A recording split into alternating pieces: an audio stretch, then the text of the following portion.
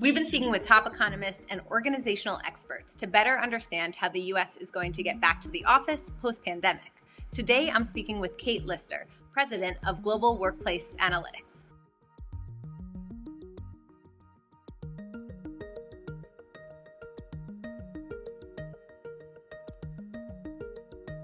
Broadly, just to kick it off, what is the future of the workplace? Well, I'm very glad that you said back to the office and not back to work, because so many people use that. And it's like, it's not as though we haven't been working for the last 2 years. Back to the office is going to be very different than the place we left, both physically and how we use it. If all of the data is correct, and it's been coming in for the last 2 years and is very consistent, it looks like about 10 to 20% of people will be in the office full time. About 10 to 20% will be at home full time, and that middle will be hybrid. So just like before the pandemic, about 80% of the workforce wants to work from home at least some of the time. The difference now is, I think, they're more galvanized in their resolve. That's a great word, galvanized. Speaking of that, so what job categories are the most flexible when it comes to remote work, and which ones are the least? Well, a lot of them have become more flexible because they've learned to be. In the past, we would see that it was really the tech sector and perhaps the health services sector that led the charge. But what we've learned during the pandemic is that, just about any industry has some element that can be performed remotely. And so I think we're going to see a much greater, a much wider range of organizations and type of organizations that are doing this. It is still going to be heavily tech. Finance industry is kind of a low-hanging fruit. Health services, even in terms of doctoring, which was pretty much not done very often prior to the pandemic. Sure. And which is the most resistant to this remote work, or what industries do you see will not be able to adapt? The legal industry has always been a holdout, but I've got a client that has 4,000 lawyers around the world, and they're very much looking at a hybrid mode, in part because other law firms are offering it too. And I think that's something that if we weren't in a talent shortage, if we weren't in worker shortages, I'm not sure that we'd be looking at as much flexibility in the future as we are now. So on that, so is the 9 to 5 and the 5-day-a-week work schedule over? Yeah, that's an interesting question. A lot of employers don't realize that a big part of the flexibility that people are looking for is in time flexibility. In fact, even more so than where they work, where we don't live a life that is linear anymore. We never were good marathoners. We've always been sprinters. And so, it's kind of silly to think, if you think about it, that we would think people work best from 9 a.m. to 5 p.m. and everybody would work best that way. It's just not the way it is. And it's not the way it is for other reasons, too. We work across time zones. We've got to be flexible. And certainly for parents, it's part of the value of this is being able to have a life and earn a living.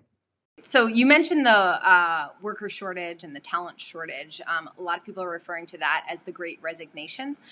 So people are taking their talents elsewhere if I can't work from home or if I can't set my own schedule. Can you talk to me a little bit about what power potential employees might have as they're trying to apply for new jobs or when they're looking to make their Great Resignations?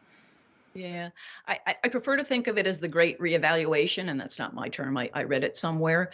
I think that we've had this glimpse at a lifestyle that we like, and we don't want to give it up.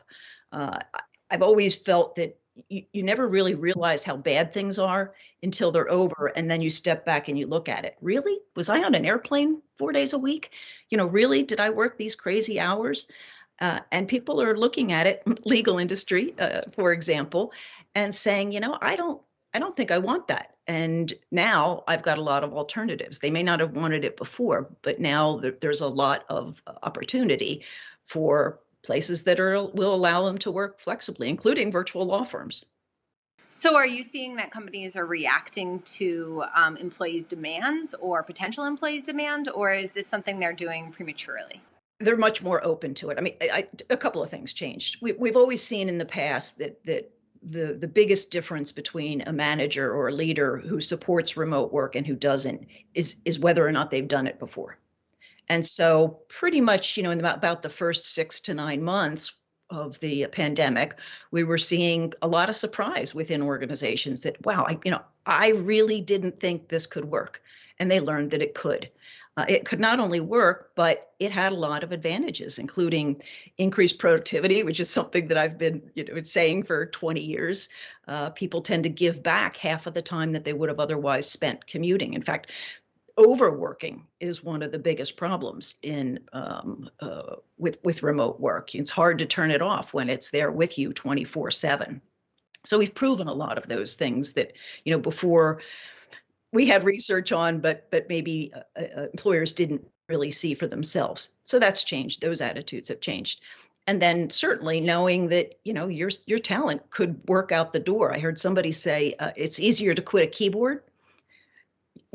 It's Like quit on the keyboard, they mean? No. That I could sit here in my chair working for one organization today, and tomorrow I could be working for another organization.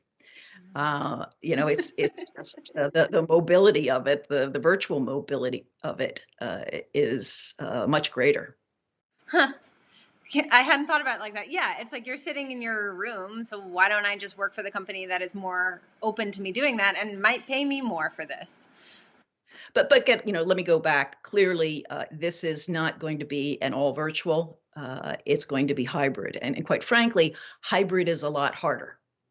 And I don't think a lot of organizations are ready for that. They think, oh, we did mobile, we've got this.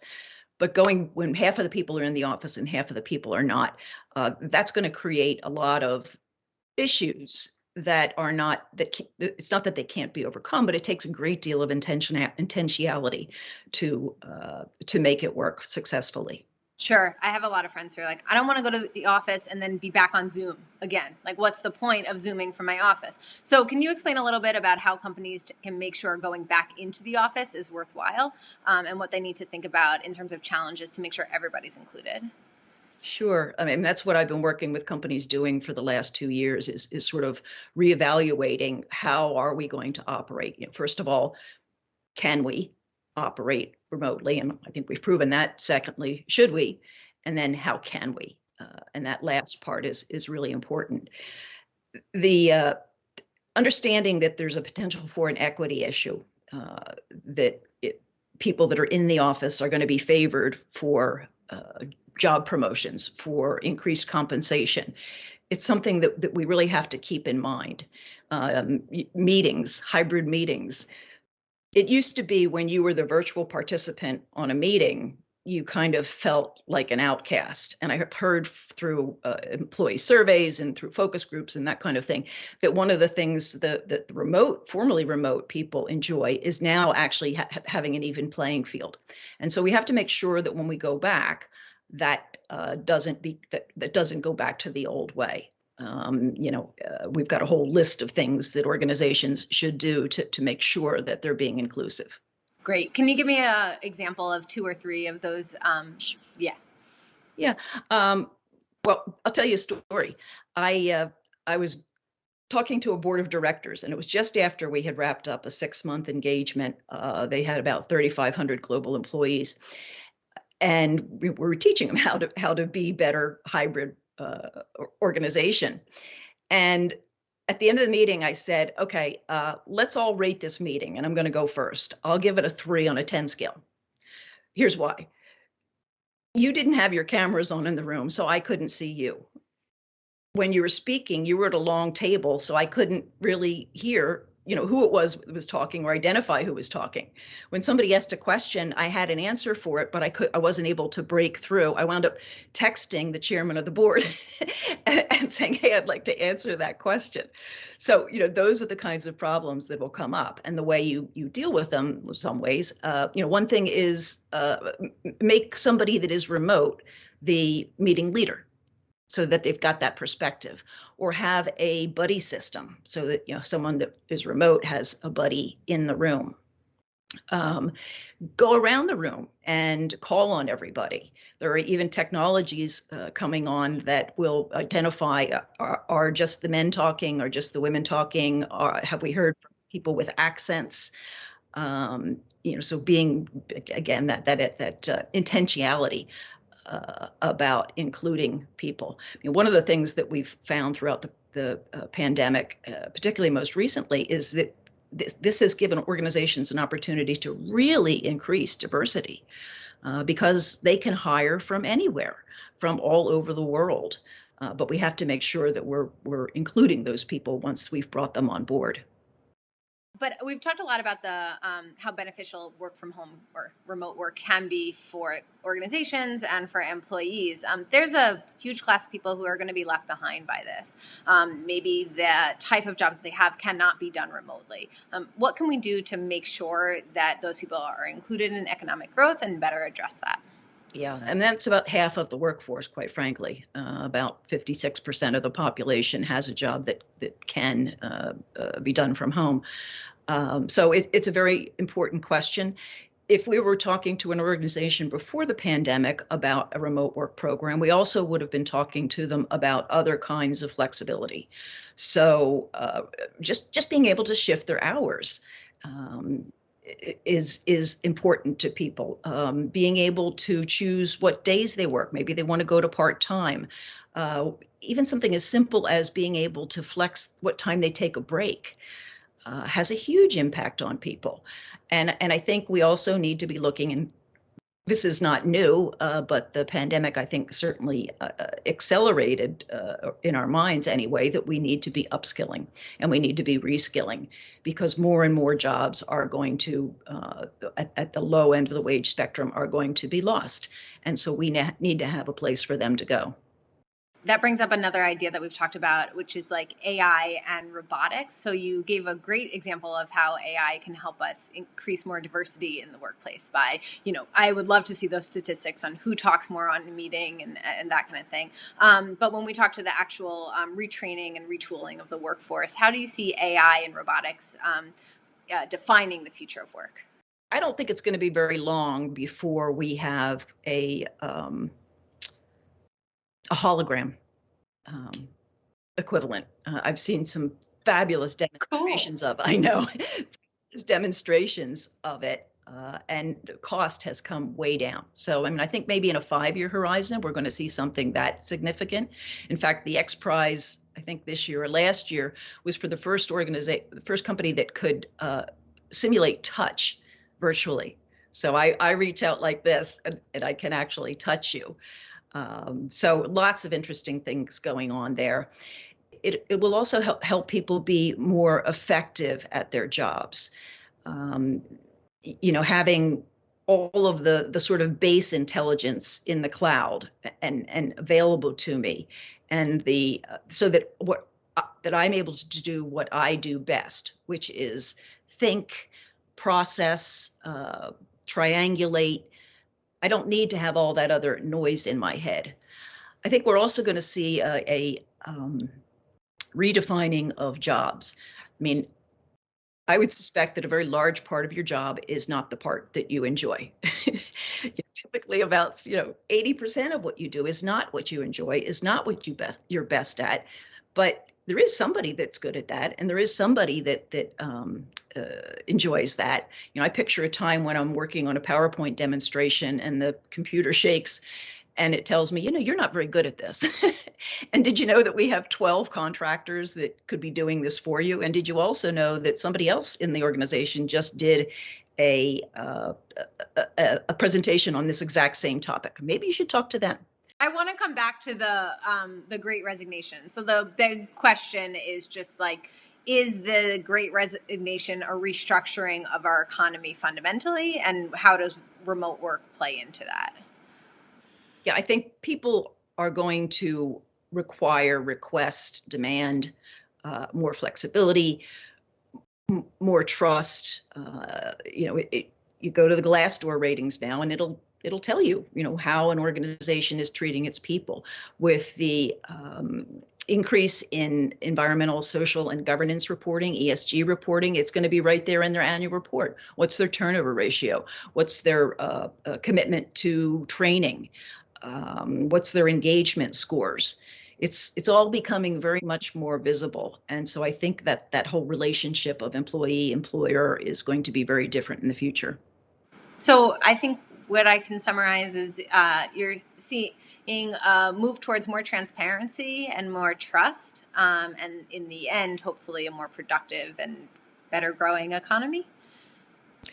Yeah, and it goes both ways. The employee has to trust the employer, and the employer has to trust the employee. And I mean, let's face it, it isn't any relationship that has trust better than one that doesn't. There's also this concept of bringing your whole self to work. One of the things I think we've learned over the last couple of years is that we're whole people, and our level of empathy has increased. When you're sitting, the CEO sitting in a chair and his dog walks up, or her grandchild crawls onto her lap, you have a whole different impression of that person, and you can't forget that. And in the companies that I've worked with, they're very interested in continuing that kind of relationship. And people say that a big percentage of people say that they can't be themselves at work. Well, that's exhausting. It's hard enough being myself than two people or three people. And I think we have to get over that. And that all is part of that trust and that transparency and that openness. Do you think remote work is going to make the class divide worse in the U.S.? It could. Remote work could increase the class divide if we're not careful. I think that we need to be very careful that it doesn't. I think as more jobs become computer enabled, there will be more people that are able to work flexibly, and so I think that will help. If you think about the city centers and the people that maybe still have to go to an office there, if we do it right, we can keep down the traffic and make their route to work easier. As we head back into the office, is flexible work going to be still in the test phase, or are we going to do things for about 6 months and then change, even though 80% of the workforce has said that they want this flexibility? It worries me to some extent that organizations are going to get back to the office, and the organization hasn't done the kind of planning that it needs to for doing hybrid well. And so 6 months after they've been allowing flexibility and hybrid, they're going to go back and say, that didn't work. Well, in some ways, I think about the way that we've been doing remote work as kind of like if we had a cell phone. When we first got cell phones, we only used it to make phone calls at the house. Or when we got smartphones, we only used it to make phone calls. We're really doing that with the way we're working now. We're using old practices and processes to work in new ways. And if we want this to succeed, and if we want to maximize the opportunities in terms of productivity and diversity and attraction and retention and environmental performance, we need to rethink and reconstruct those practices and processes. I'm seeing, for example, organizations that say, okay, you can work hybrid on Tuesdays and Wednesdays. That doesn't make any sense because life doesn't happen like that. If there's something important going on a Wednesday, then, I'm going to go to the office. It also sends the message that I don't trust you to take a Monday and Friday and work at home because I think that you're going to be on the golf course. And leaders want to lead. So they want to make decisions, and they want to have a structure. But I think we've just thrown that out the window the last couple of years. We've got to be comfortable with ambiguity, and we've got to be comfortable with change. And this is not a one and done. We're not going to go back and get it right. We're going to go back and reevaluate. And in order to do that, organizations need to figure out, what do they want to get out of this? What are your goals for this? I mean, if it's attraction and retention, then let's measure it. Let's measure what it was before the pandemic, during the pandemic, and after this new flex policy that you have. Let's make decisions based on science rather than gut feel or what the CEO happens to want. It's really interesting that you're asking for flexibility from both the employees and the employers, because it's we've been in a place of flexibility and uncertainty for almost, now we're in the third year of the pandemic, and it's anxiety producing. So I think as managers, they're trying to create some sort of structure, but maybe their heart's in the right place, but it's not working out. I don't think any of us know. A lot of companies are sort of trying to define what the workplace should look like. How should the physical workplace change? We're pretty sure that people are going to want to do their focus work at home, and they're going to want to do some of their collaborative work in the office. So does that mean that we get rid of the sea of desks and we put in more conference rooms and we put in more informal areas? A lot of companies are going to that. They're going to unassigned desks, for example, because if you're only going to be there 2 days a week or 1 day a week, that's a big waste of space. And that's going to continue to evolve over the next 3 to 5 to 10 years because of lease terms. You can't just get rid of the office space. So for some companies, it doesn't make any sense to make those changes yet, to move to a more activity-based format, if they have to hold the space anyway. But the real question they're asking themselves is, how do we make people want to come to the office? How do we make it a place that supports the work they're doing? And for the last 5 to 10 years, it hasn't. It's been too hot, too cold, too noisy, air quality's poor, don't have a place to meet. And I think that this has sort of just brought it all to a head. We have to make a value proposition if we want people to come back to the office. We did talk in 2020, right before, I think I did my first interview with you in the office, maybe, or the first interview for that piece, I actually did it in the office. And then the second one, I did it at home, which is crazy. We're now 3 years in. What trends have we learned? What have we gotten better at? What changes have you seen over the course of the pandemic? I think we've all gotten better at using technology, which we should have known how to do all along, about being flexible, about communicating better. We've seen CEOs have weekly meetings, weekly town halls, and that really meant a lot to people. And the extent to which people want to stay with their organization depends a lot on how their employer handled the pandemic. Some companies haven't even announced what they're going to do when the pandemic's over and what they're going to require in terms of in-office work. And that's a lot of ambiguity, and ambiguity is stressful. I think we've also faced up to the incredible stress that people are under. They were under a good bit of stress before the pandemic, but this has only accelerated it. And it's not just stress over work, it's also stress about our financial security and about our families and about other things in our lives. And so sort of that whole person point of view. Organizations are realizing that people do bring their whole selves to work, and that's not always good, and that they need to be treating that whole person. Mental health has just become a huge buzzword in the C-suite. Something you wouldn't have heard 3 or 4 years ago in a boardroom, but there would have been snickers around the room if somebody was talking about we should do something about mental health. But organizations are really taking it seriously now, because we can't perform our best unless we feel our best.